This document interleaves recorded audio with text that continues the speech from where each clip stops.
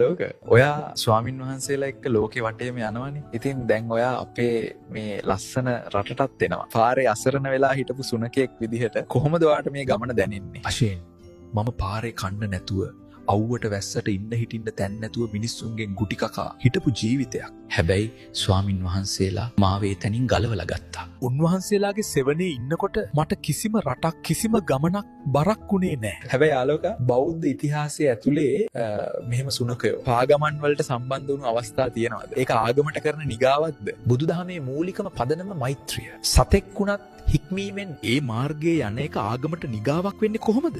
ධර්මය කියන්නේ වචනවලට වඩා ප්‍රායෝගිකව පෙන්වන්න ඕනේ දෙයක්. මම ලෝකේ වටේ ගිහින් ලංකාවට එන්නේ මම වගේ සතෙකුට වුණත් දහමෙන් ලැබෙන ඒ සාමය පෙන්වන්නයි. ඒක ඇත්ත.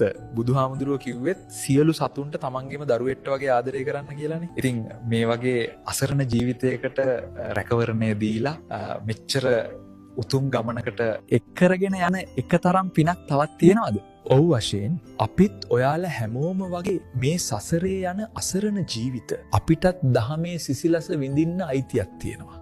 මම හරි නේද? ආලෝකා කියන මේ කතාවට ඔයාලත් එකඟ වෙනවද?